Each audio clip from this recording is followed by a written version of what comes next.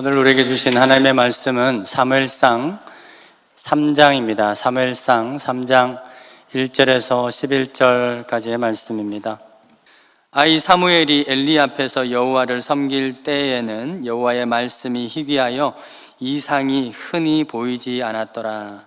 엘리의 눈이 점점 어두워 가서 잘 보지 못하는 그때에 그가 자기 처소에 누웠고 하나님의 등불은 아직 꺼지지 아니하였으며 사무엘은 하나님의 궤에 있는 여호와의 전 안에 누웠더니 여호와께서 사무엘을 부르시는지라 그가 대답하되 내가 여기 있나이다 하고 엘리에게로 달려가서 이르되 당신이 나를 부르셨기로 내가 여기 있나이다 하니 그가 이르되 나는 부르지 아니하였으니 다시 누우라 하는지라. 그가 가서 누웠더니 여호와께서 다시 사무엘을 부르시는지라. 사무엘이 일어나 엘리에게로 가서 이르되 당신이 나를 부르셨기로 내가 여기 있나이다 하니 그가 대답하되 내 아들아 내가 부르지 아니하였으니 다시 누우라 하니라. 사무엘이 아직 여호와를 알지 못하고 여호와의 말씀도 아직 그에게 나타나지 아니한 때라. 여호와께서 세 번째 사무엘을 부르시는지라. 그가 일어나 엘리에게로 가서 이르되 당신이 나를 부르셨기로 내가 여기 있나이다 하니 엘리가 여호와께서 이 아이를 부르신 줄 깨닫고 엘리가 사무엘에게 이르되 가서 누웠다가 그가 너를 부르시거든 내가 말하기를 여호와여 말씀하옵소서 주의 종이 듣겠나이다 하라 하니 이에 사무엘이 가서 자기 처소에 누우니라. 여호와께서 임하여 서서 전과 같이 사무엘아 사무엘아 부르시는지라. 사무엘이 이르되 말씀하옵소서 주의 종이 듣겠나이다 하니 11절 다 같이 읽겠습니다. 여호와께서 사무엘에게 이르시되 보라 내가 이스라엘 중에 한 일을 행하리니 이것을 듣는 자마다 두 귀가 울리리라. 오늘 이 3장에서는 드디어 사무엘이 하나님의 역사의 그 주인공으로 등장하는 장면이 기술되고 있습니다. 2장 26절 지난주 살펴보신 말씀에 보시면은 아이 사무엘이 점점 자라매 여호와 사람들에게 은총을 더욱 받더라 라고 기록하고 있는데요, 이것은 하나님께서 지금 사무엘을 준비하고 계신다 하는 그 정보를 제공하고 있습니다. 그래서 앞에 있는 엘리 제사장과 그 앞에 있는 수많은 사사들 보니까 이 선발 투수들이 계속해서 바꿔봤지만 선발 선수들이 제도를 못해가지고 이제 다시 구원 투수를 준비시키는 그 장면이 사무엘상 2장 26절의 그 기록입니다. 자, 이제 사무엘이 드디어 이 등판할 때가 된 것입니다. 3장 1절을 보실까요? 오늘 읽으신 말씀 3장 1절을 보면 아이 사무엘이 엘리 앞에서 여호와를 섬길 때에는 여호와의 말씀이 희귀하여 이상이 흔히 보이지 않았더라. 여호와의 말씀이 희귀하다는 것은 하나님과의 그 소통이 끊어졌다는 것입니다. 그래서 하나님의 이 계시와 환상이 보이지 않게 되었다 하는 거예요. 그러니까 하나님께서는 지금 소통하고 싶은데 소통할 사람이 없는 거예요. 그래서 엘리 제사장 그 아들한테 그 소통하라고 그 직분을 줬는데 안 되는 거죠. 그래서 하나님은 이 누구를요? 이 사무엘을 좀 급하게 조기 좀 빨리 등판시키게 된 것입니다. 여러분 왜 그럴까요? 왜 이런 소통의 단절, 하나님과 인간과의 이 소통의 단절이 일어나게 된 것일까? 이것이 하나님이 끄는 걸까요? 사람이 끄는 걸까요? 소통을 단절하는 것은 하나님의 뜻일까요? 사람의 뜻일까요?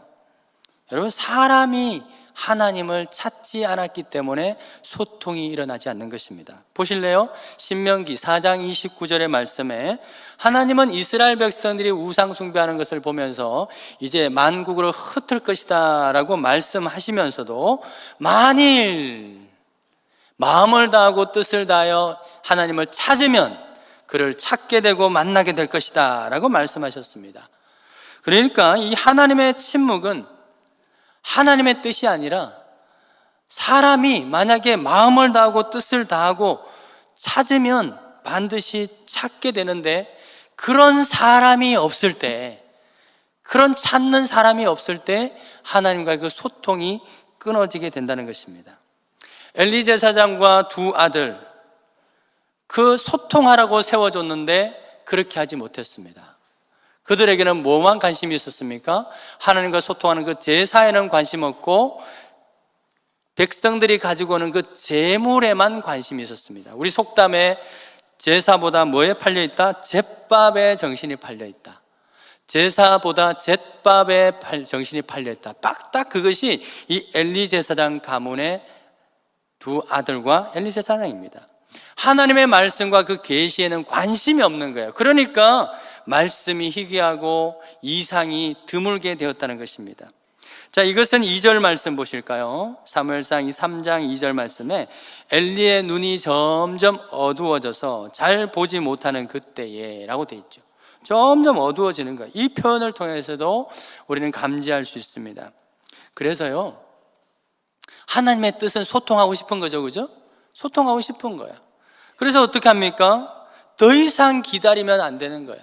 이 소통의 단절이 늦어지면 안 되거든요. 우리 부모와 부부끼리, 또 자녀끼리, 부모와 자식끼리 갈등이 생겼을 때 소통이 단절되잖아요. 근데 그게 길어지면 큰일 나거든요. 길어지면 안 돼. 특별히 부부끼리 막 각방을 오래 쓴다든지, 뭐 소통이 좀 길어진다든지. 그래서 성경은요, 해가 지면 절대 안 돼요. 해가 지면 절대로 되지 않나요? 각방을 쓰더라도 기도하기 위한 것 말고는 쓰지 말라고 그랬어요. 그 뭡니까? 기도를 한다는 것은 그래도 영적으로 소통한다는 거거든요. 이 소통이 길어지면 큰일 납니다. 그래서 하나님은요, 지금 인간과의 그 소통이 끊어졌습니다. 사람들이 찾지 않기 때문에. 근데 이것이 길어지면 큰일 나기 때문에 어떻게 합니까? 이 어린 아이를 막 준비시키고 있다가 더 이상 늦어지면 안 되니까 조기 등판시키기로 결정한 거예요. 그게 바로 1절 말씀이죠. 아이인데, 어린 사무엘이. 여러분, 이러한 정황은 3절 한번 보실까요? 3절 보시면 하나님의 등불은 아직 꺼지지 아니하였다라고 하는 그 표현을 보면서 하나님이 지금 얼마나 조급하신가 하는 걸 알 수 있어요. 보통요, 여러분, 하나님의 등불이 꺼지지 않았다, 이 표현은요, 하나님의 소망 또는 하나님의 은혜, 희망을 의미하죠. 하나님은 어떤 분입니까? 상한 갈대를 꺾지 아니하시고 꺼져가는 그 등불의 그 심지도 끄지 아니하시는 분, 그런 분이 바로 하나님인 줄 믿으십니까? 그것은 하나님의 자비를 표현합니다. 그런데 오늘 이 말씀, 하나님의 등불은 아직 꺼지지 아니하였다라고 하는 것은 하나님의 자비와 소망을 표현하고 있지만 뒤집어 생각하면 지금의 상황이 어떠한가를 알 수 있어요. 지금 상황은 어떤다는 거예요? 등불의 상태가 거의 꺼져가고 있다는 것입니다. 아직 꺼지지는 않지만 거의 꺼져가고 있다는 그런 의미를 나타내는 것이 바로 이 구절이에요. 그것은 어떻게 알 수 있느냐? 이 아직에 해당되는 히브리어 단어가 테렘이라고 하는 단어인데요, 이것은 아직 많이 남았다 그런 뜻이 아니에요. 바로 직후, 한참 전이다 이런 것이 아니라 바로 직전이다 이런 거예요. 바로 직전이다. 그러니까 이것이 성경에 찾아보면 나오는 용례가 출산이 임박했을 때 나와요. 아직 아이가 안 낳았다는 거예요. 아직 때가 되지 않았다는 거예요. 아직 때가 되지 않았지만 한참 남았다는 것이 아니라 거의 때가 되었다라는 것을 역설적으로 표현하는 것이 바로 등불이 아직 꺼지지 않았다는 의미예요. 그래서 하나님은 마음이 급한 거예요. 왜? 꺼지면 안 되니까. 그래서 꺼지기 전에 하나님은 꺼져가는 심지도 끄지 아니하신 분이기 때문에 어떻게 해요? 사무엘을 어리지만 조기 등판시키는 거야. 왜? 꺼지면 안 되니까.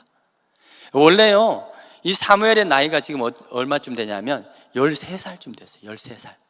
아직 사춘기 나이죠. 원래 이 제사장으로 섬기려면 규례로는요 30살이 돼야 돼요. 그런데 이 13살 어린아이를 조급하게 등판시키는 이유는 바로 이 시대가 얼마나 영적으로 긴박한가라고 하는 것을 알 수 있습니다. 여러분, 이 시점에서요, 우리가 사무엘을 한번 생각해 볼 필요가 있어요. 사무엘이 13살에 지금 하나님의 그 선지자로 부르심을 받았어요. 여러분, 사무엘 입장에서는 이 상황이, 지금 자신의 처한 이 상황이 행복하게 느껴질까요? 불행하게 느껴질까요? 여러분 어떻게 생각하세요? 사무엘은 지 인생이 지금 뭐 인생이라 할 것도 있습니까? 13년을 살아왔는데 그 13년의 인생이 행복했을까요? 불행했을까요? 저는 아무리 생각해도 사무엘은 불행했던 것 같아요. 여러분, 어릴 때부터 교회 안에서만 자랐다고 생각해 보세요. 집도 교회 안에 있어. 예? 그래서 어디 갔다가 학교 갔다가 오면요, 교회를 마당을 지나가서 집을 가야 돼. 그게 행복할 것 같으세요? 불행할 것 같으세요? 예? 어떤 분은 야, 교회 가까워 좋겠다. 딱 나오면 교회니까 얼마나 좋아. 살아보세요. 살아봐. 제가 어릴 때부터 그렇게 살았거든요. 안 행복해요. 내 삶도 없고 프라이버시도 없고 아무나 들어와. 나 이렇게 옷도 이렇게 입는데 아무나 들어와줘. 목사님하고 들어오는데 어쩌란 말이에요. 안 좋아요. 교회 가까워 좋겠다. 그런 말씀 하시면 안 돼. 한번 살아보세요. 사무엘 별로 안 좋아요. 성소 안에서 살잖아요. 다른 친구들은 다 바깥에 놀러 다니는데 자기 소견에 오른 대로 자기가 하고 싶은 말 다 하는데 이 사무엘은 어릴 때부터, 더더구나 이 삶이 자기가 선택한 건가요? 아니잖아요. 어머니가 헌신해버려요. 서약을 해버렸어요. 여러분, 자기가 선택을 했다면 그래도 좀 나을 거예요. 그런데 자기의 의지와는 상관없는 삶을 어릴 때부터 살고 있습니다. 왜? 한나가 불임으로 인해서 기도를 하는데 그런 기도를 하다가 하나님과 심정이 통해버렸어요. 영적으로 불임인 상태와 심정이 통하면서 하나님, 아들 놓으면 하나님 앞에 바치겠습니다. 이거는 하나님과 거래하는 관계가 아니에요. 그 심정이 통해가지고 소통이 일어나지 않는 그 영적 상황을 보면서 하나님, 내 아들 제대로 키워가지고 하나님과 소통하는 그 사람으로 키우겠습니다 라고 드리기를 서원해 보셨어요. 누가 했습니까? 사무엘이 했어요? 어머니가 했어요? 어머니가 했어요. 요즘은 어떤지 모르겠는데요, 과거에 신학교 가면 이런 분들이 많았어요. 부모님이 서원해가지고 아들 놓으면 주님 앞에 바치겠습니다 서원해가지고요, 하기도 싫은데 와서 괴로워하는 신학생들이 너무너무 많았어요. 우리 큰형님도 그랬거든요. 큰형님도 일찍 소천하신 큰형님도요, 위에 누나 있으니까 어머니가 시댁에 구박을 받는 거 왜 아들 못 낳냐고. 우리 아버지가 장손인데 아들 못 낳냐고. 그래가지고 우리 어머니가 기도하면서 하나님, 우리 어머니는 일종의 거래죠. 거래를 하신 거예요. 아들 주시면 주님 앞에 바치겠습니다. 그래가지고요, 우리 큰형님이 원치도 않는데 목회의 길을 갈 수밖에 없는, 어릴 때부터 그런 부담이 얼마나 큰 줄 아세요? 그래가지고 사춘기 때 얼마나 방황했는지 몰라요. 막 공부 안 하고 친구들하고 놀러 다니고 막 이렇게 그랬어요. 그러다가 나중에 이제 할 수 없이 신학교 가는 거예요. 저는 어린 마음에, 내보다 5살 많으니까 어린 마음, 저런 형이 뭐 신학을 하냐 뭐 이런 생각까지 했었어요. 그런데 나중에 이제 정말 이런 케이스는요, 하나님과 나와의 개인적인 소명과 부르심을 받기 전까지는 너무나도 불행한 거예요. 그러다가 뭐 형님이 또 주님 앞에 탁 만나면서 정말 열심히 사역하시다가 엔진이 터져서 주님 나라 먼저 갔습니다만은, 여러분, 장남으로 태어났다는 그 이유, 그 뭐예요? 자신의 꿈이 아니라 부모님의 그 서원을 이루어드리는 그 인생. 오늘 우리가 교동문에도 읽었네요. 서원한 것은 손해가 되어도 해야 된다고 하는 그것을, 여러분, 그 인생을 사는 부담감은 결코 가볍지 않습니다. 여러분, 이처럼 본인의 의사와는 상관없이 주의 종이 된 사람, 개인적으로요, 정말 하나님의 확신이 있기 전에는요, 너무나도 부담스러운 인생이에요. 그 굴레에서 벗어나고 싶을 뿐이에요. 남들처럼 자유롭게 살고 싶은 그 뿐입니다. 여러분, 사무엘 어떻을까요? 다르지 않았어요. 1장 24절을 한번 보실까요? 1장 24절을 보면 사무엘이 언제부터 이런 인생을 살았느냐? 어머니가 젖을 이후로 2살 때부터 3살 될 때부터 시작해가지고 지금까지 10년 동안 이 성소에서 살았어요. 부모님은 언제 만나요? 1년에 한 번씩. 1년에 한 번씩 또는 2번씩 와가지고요, 제사 지낼 때 와가지고요, 아이가 자꾸 자라니까, 1년마다 자라니까 옷을 지어줍니다. 옷도요. 그러니까 사무엘은요, 옷도요, 한 번도 제대로 맞는 옷을 입어본 적이 없어요. 1년 만에 찾아왔어요. 어머니가 옷을 맞는 걸 가져올까요? 긴 걸 가져올까요? 긴 거. 여러분들도 그렇잖아요. 우리 아이들, 저도 어릴 때 맨날 어머니가 옷을 사주는데요, 바지는 긴 거, 왜? 클 거니까. 나도 맞는 옷 좀 입고 싶거든. 근데 그래서 사무엘이 맨날 긴 거 입다가 좀 맞을만 하면 또 커버리잖아요. 그래서 6개월, 한 1개월 길다가 나중에는 또 짧은 거. 인생이 여러분들 어떠세요? 행복해 보이세요? 절대로 행복하지 않아요. 아직 어머니 품이 필요한 그 나이에 회막에서 수종드는 그 여인들, 또 순번대로 돌아가잖아요. 이 여인, 저 여인, 그 이모들한테 이 손에서 자라만 했던 그 아이, 이제 13살이 되었어요. 13살 청소년기가 되었습니다. 여러분, 13살 청소년기 가장 특징이 뭐예요? 잠을 자면 업어가도 몰라요. 그죠? 푹 자거든요. 그래야지 키가 크잖아요. 성장판이 팍 하고. 잤다 하면은 업어가도 모르게 그렇게 자는 아이가 13살인데 사무엘 보세요. 못 자죠. 조그마한 소리 사무엘아 하는데 바스락 하고 일어나는 거예요. 여러분, 사무엘이 제대로 크기나 했을까요?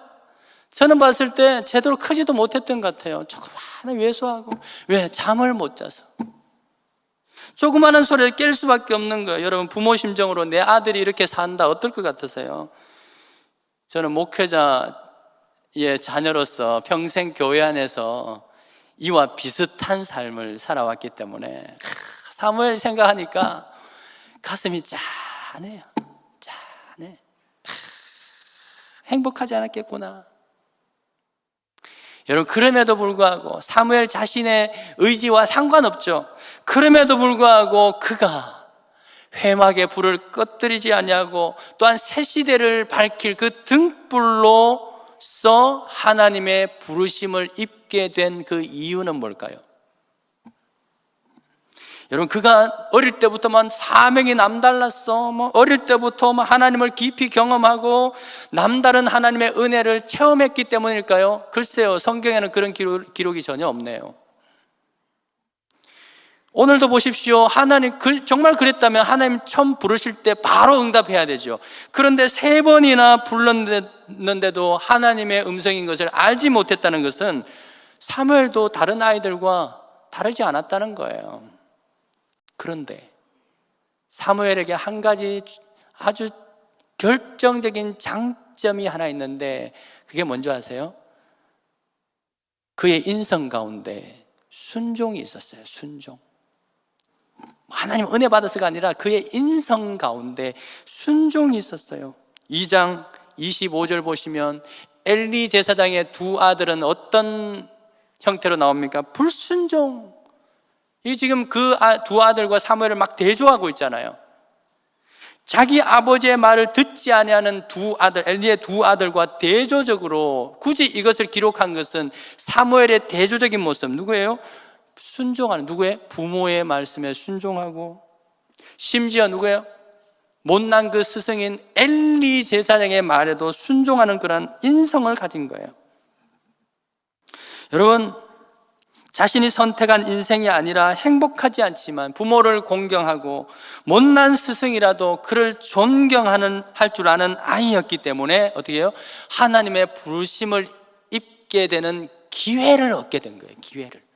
그런 기회를 얻게 된 것입니다. 사춘기 아이라 그랬죠. 13살. 특징이 뭐예요? 반항하죠. 반항심입니다. 반항심 위기에 접어들었어요. 그래서 사무엘 생각에 어릴 때는 그렇다 치고, 그죠? 그래서 우리 중등부, 고등부가 힘든 거예요.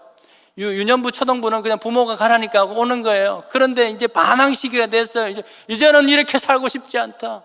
나도 일요일 날 어디 놀러 가고 싶다.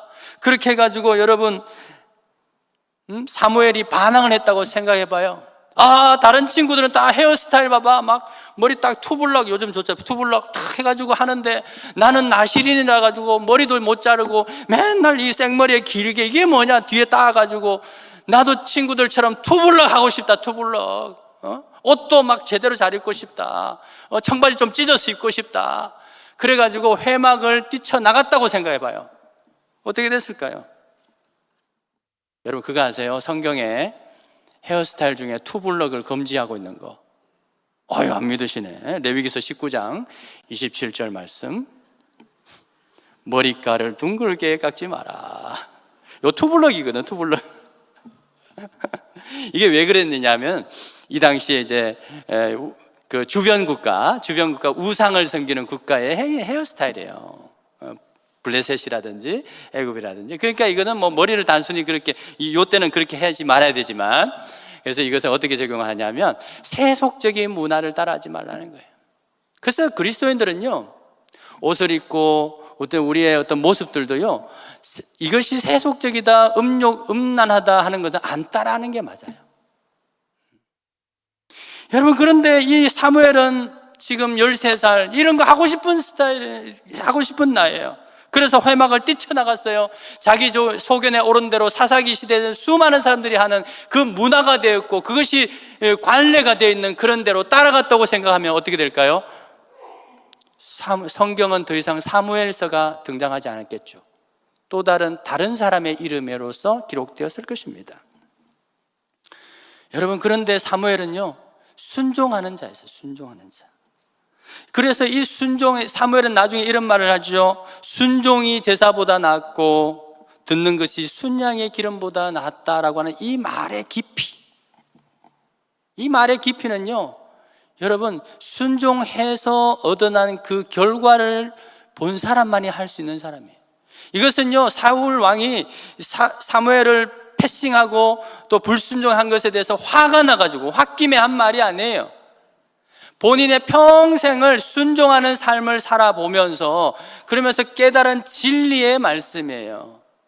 그런 깊이가 있는 겁니다. 여러분 만약에 우리가 천국 가면, 죽어서 천국 가면 정말 천국은 어떤 곳이에요? 평생 영원히 기쁨을 표현하는 그런 곳이죠. 믿으십니까? 그 길을 소망하고 나아가시길 바랍니다. 여러분 그러면 천국 가면 왜 맨날 기쁠까? 사람이 정신이 뭐 천국 가면 이게 뇌가 뭐 이상하게 돼서 막 기쁜가? 아니에요. 저는 아무리 생각해봐도 묵상을 해봤는데요 천국 가면 이럴 것 같아요. 와, 그때 내가 순종하길 정말 잘했네. 천국은 너무 좋은 거니까, 거기 왔으니까 너무 좋은 거예요.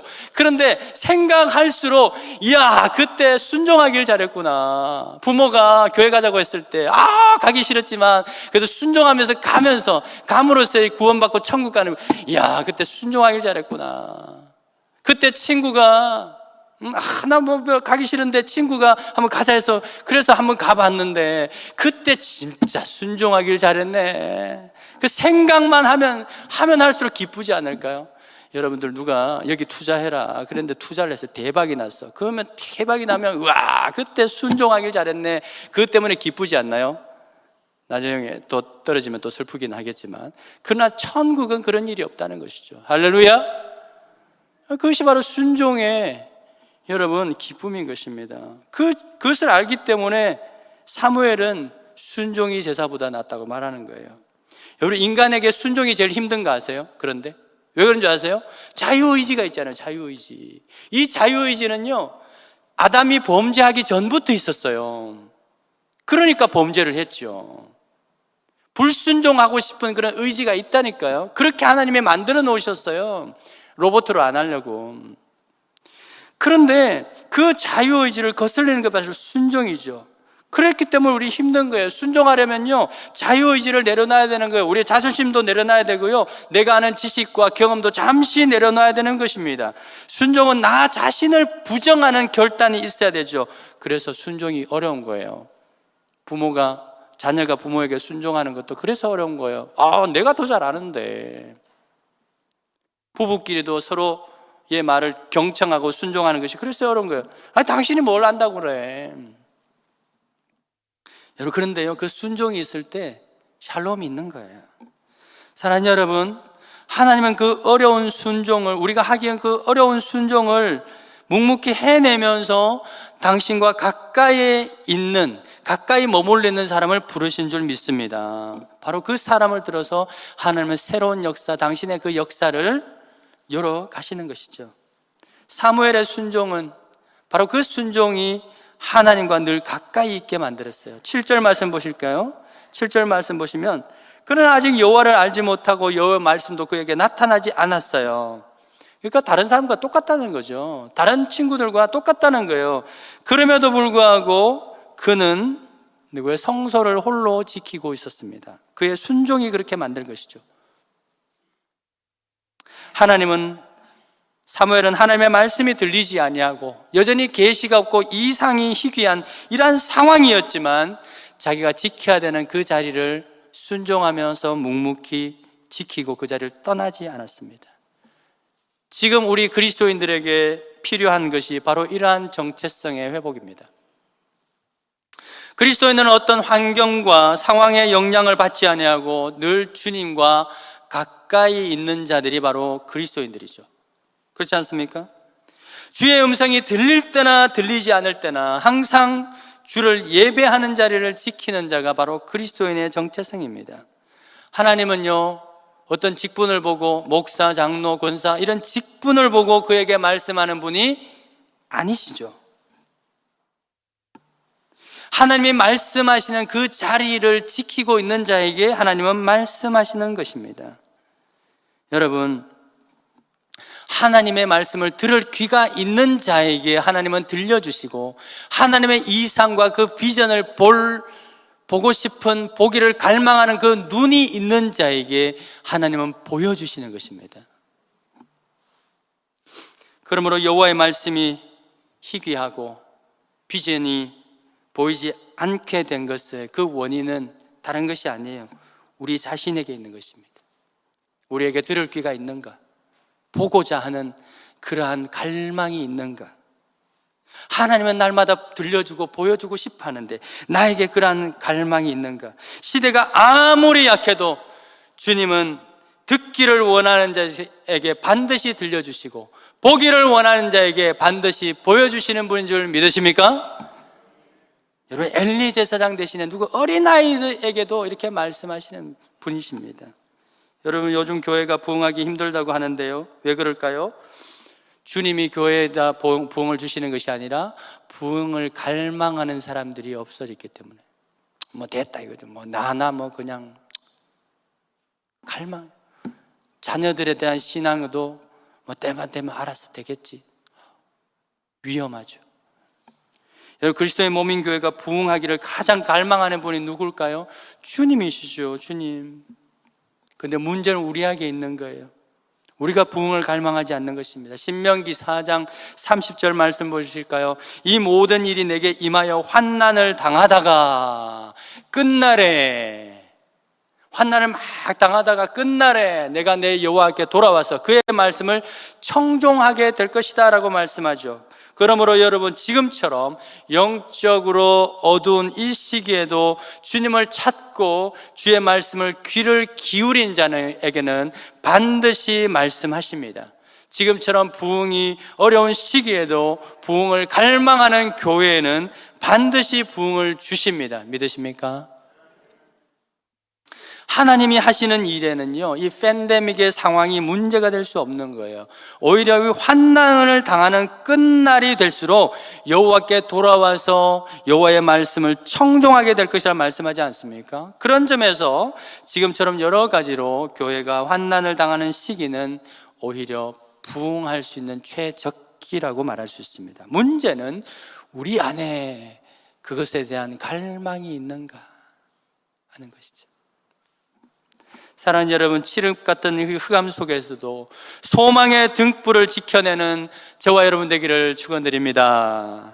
하나님의 말씀이 희귀하고 이상이 흔히 보이지 않다 할지라도 주님의 임재가 있는 그 자리를 떠나지 않기를 바랍니다. 소망을 품고 기도하면 반드시 주께서 응답하실 거예요. 성소를 떠나지 않는 그 사무엘 때문에 여호와께서 다시 말씀하신 것처럼 저와 여러분 때문에, 지금 이 상황에도 예배를 드리는 저와 여러분 때문에, 이 예배를 자리를 지키는 저와 여러분 때문에 주님이 다시 말씀하시게 되기를 축원드립니다. 그렇다면 여러분, 주님이 부르실 때 우리는 무슨 대답을 준비해야 되는가? 10절을 우리 다 같이 한번 읽어볼까요? 10절을 보시면 여호와께서 임하여 서서 전과 같이 사무엘아 사무엘아 부르신지라 사무엘이 이르되 말씀하옵소서 주의 종이 듣겠나이다. 말씀하옵소서 주의 종이 듣겠습니다 라고 대답합니다. 여러분, 사무엘의 이 대답은 종이 주인에게 대답하는 그 내용과 태도가 무엇인지를, 그 모범을 가르쳐 주고 있습니다. 종이요, 주인에게 말씀하십시오, 내가 듣겠습니다 라고 하는 것은요, 듣겠습니다 라고 하는 그 의미는 일단 한번 들어보겠습니다, 그런 의미가 아니죠. 한번 들어보고 내가 시간이 되나 안 되나, 능력이 있나 없나 계산을 한번 해보기 위해서 들어보겠습니다, 그런 의미가 아닙니다. 내가 이 일을 할 수 있을지 없을지 한번 들어보겠습니다, 그런 의미로서 종이 주인에게 듣겠습니다 하는 의미가 아니죠. 종이 주인에게 하는 말은 무엇입니까? 철저히 따르기 위해서 듣는 겁니다. 따르기 위해서. 그래서요, 율법에, 모세 율법에는요, 스스로 종으로서 자원하게 되었을 때는 그 상전이 귀를 뚫습니다. 보실까요? 출애굽기 21장 5절 말씀에 만일 종이 분명히 말하기를, 이 종은요 스스로 자유민이 됐어요. 그런데 그가 이렇게 말하죠. 내가 상전과 내 처자를 사랑하니, 이 처자는요 상전이 준 이제 부인이에요. 그래서 그걸 사랑하기 때문에 내 나가서 자유인이 되지 않겠다. 주인을 너무 사랑하는 거예요. 그래서 오히려 재판장 앞에 가가지고 귀를 뚫습니다. 귀를 뚫어요. 그래서 평생 나는 주인을 섬기는 종으로 살겠습니다 라고 하는 거예요. 여러분, 코를 뚫으면 어떻게 돼요? 코를 뚫으면 질질 끌려가는 거죠. 그런데 귀를 뚫는다는 건요, 평생 이 주인의 말을 잘 듣고 따르겠다라고 하는 자원하는 헌신의 언약의 표시입니다. 여러분, 강제로 종이 되는 것이 아니라 자유의 권리를, 자기네 그 주권을 누구에게? 주인에게 맡겨버리는 거죠. 그리고 그 주인을 섬기는 것이 자기는 제일 행복한 거예요. 그런 말을 의미인 것입니다. 사랑하는 여러분, 주님은 지금도 당신의 이 종으로 자원할 사람을 찾고 부르고 계십니다. 지금 이 시간에 여러분의 이름을 부르고 계세요. 왜 그런지 아세요? 주의 임재하시는 이 자리에 여러분이 있기 때문에 그래요. 이 자리에 있지 않으면, 유튜브에 있는 분들도 마찬가지, 만약에 이 자리에 있지 않는 분들은 부르시지 않아요. 그런데 유튜브든지 지금 이 현장에서 있는 자는 그 이름을 부르고 계십니다. 왜? 이 자리가 임재가 있는 예배의 자리이기 때문에. 주님은 결코 우리의 코를 껴가지고 강제로 끌고 가지 않았습니다.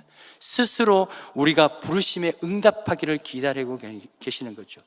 이 시간 그 주님의 말씀에 아멘 주여 말씀하옵소서 주의 종이 듣겠나이다 고백하는 저와 여러분 되기를 축원드립니다. 우리 함께 해볼까요? 아멘 주여 말씀하옵소서 주의 종이 듣겠나이다, 주의 종이 따르겠나이다. 우리 서로 옆에 분 귀를 뚫어 주시기를 바랍니다. 듣겠다고 했으니까 귀를 뚫어 주시기 바라요. 이미 뚫려 있는 분들 계시네요, 그죠? 그런 분들은 반드시 주님을 따라야 되는 거예요. 여러분, 그렇습니다.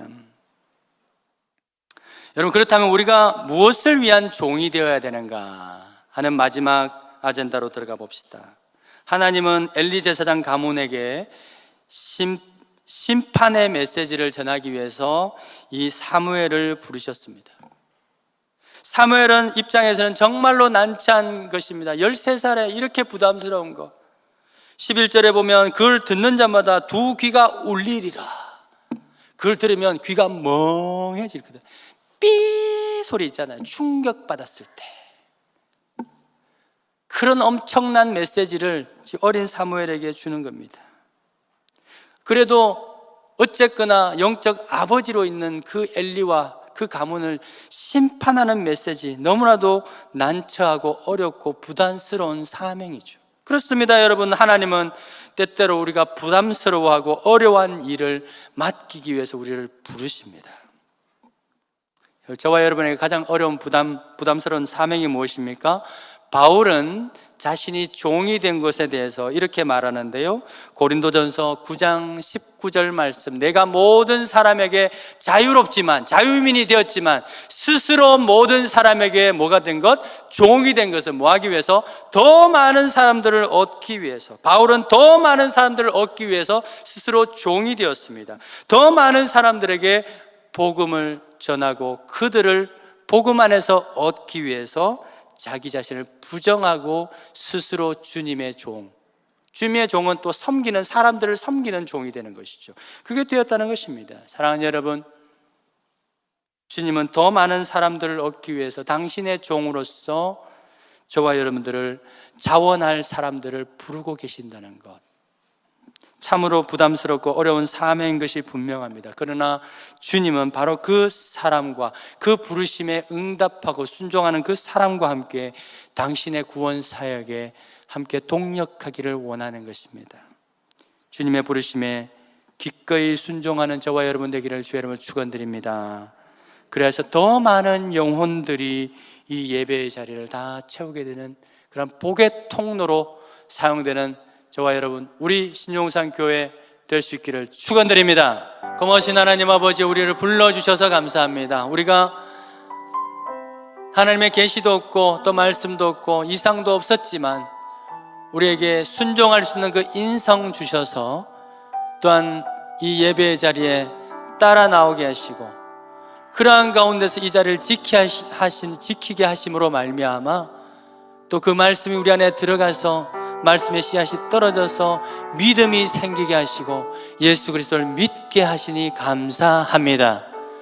주님, 이 순종이 제사보다 낫다라고 하는 그것을 진실하게 고백할 수 있는 하나님의 은혜와 그 복이 더욱더 충만케 하여 주시고, 하늘 그래서 우리가 또한 주님이 부르시는 그 사명의 자리에 또 함께 나아가고 더 많은 영혼들을 여전히 주님 모른 채 살아가고 각기 소견에 옳은 대로 살아가고 그것이 즐겁다고 그것이 행복이라고 착각하면서 살아가고 있는 그 영혼들에게 진정한 행복이 무엇인가, 진정한 복이 무엇인가를 알려주는 그런 복의 통로가 되게 하여 주시옵소서. 주님 앞에 또한 그러한 복의 통로로 사용되기 위해서 사용하라고 또 주님 앞에 드려지는 모든 손길들 위에 하나님의 은혜가 더욱더 충만하기를 바라고, 그렇게 드림의 그 순종을 통해서 받는 그 놀라운 풍성하심을 은하여서 순종이 제사보다 나음을 또한 고백하게 되는 믿음의 모든 우리 신용산의 가족들 되기를 소망하며 예수 그리스도의 이름으로 기도드립니다. 아멘.